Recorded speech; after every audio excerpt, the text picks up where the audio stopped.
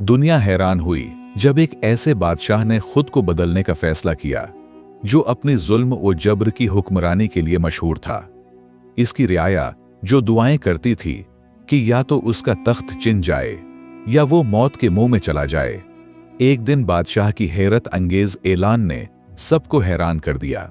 बादशाह ने ऐलान किया कि वो अपनी पुरानी जालमाना आदत और रवैया तर्क कर रहा है और अब किसी पर जुल्म और नाइंसाफी नहीं करेगा। उसने वादा किया कि उसकी हुकूमत में अदल व इंसाफ ही होगा और उसकी वादे ने उसको नेक दिल बादशाह के नाम से मशहूर कर दिया।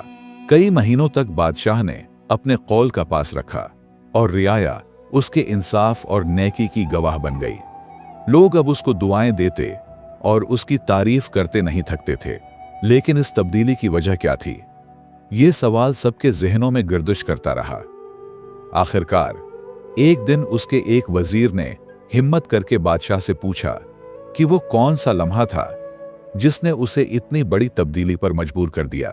बादशाह ने कुछ देर खामोश रहने के बाद एक गहरी सांस ली और कहानी बयान की। एक दिन मैं जंगल में अपने घोड़े पर सवार था और सरपट दौड़ रहा था।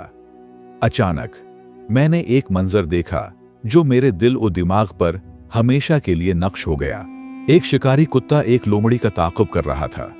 लोमड़ी ने अपनी जान बचाने के लिए तेजी से अपने बल में पनाह ली, लेकिन कुत्ता उसकी टांग काट चुका था, जिससे वो हमेशा के लिए माजूर हो गई।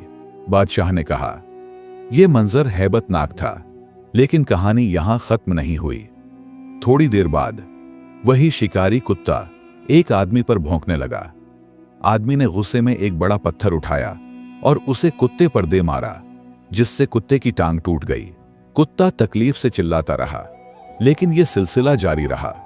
वो आदमी अभी ज्यादा दूर नहीं गया था कि एक घोड़े ने उसे लात मारी, जिससे उसका घुटना टूट गया और वो जिंदगी भर के लिए माजूर होकर जमीन पर गिर गया।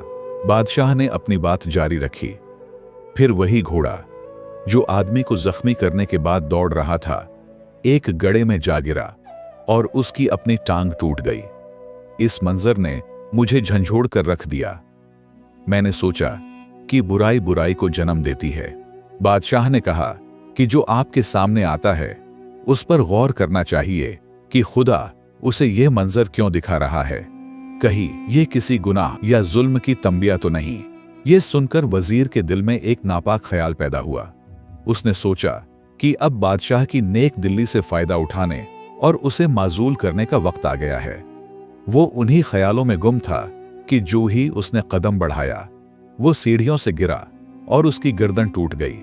यूं उसकी अपनी बुराई उसके लिए मौत का सबब बन गई। ये कहानी हमें एक गहरा सबक देती है कि बुराई कभी बेजवाब नहीं रहती।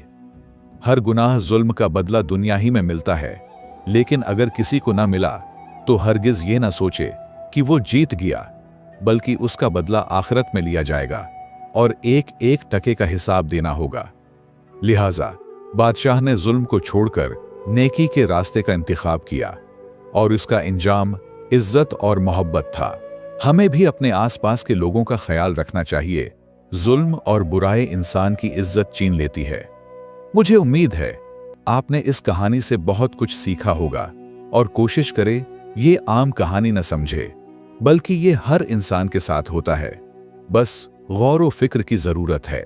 अगर आपको सबक आमोज और पुरानी कहानियां सुनना पसंद है तो बराहे करम पुराने किस्से यूट्यूब चैनल को लाजिमी सब्सक्राइब कीजिए।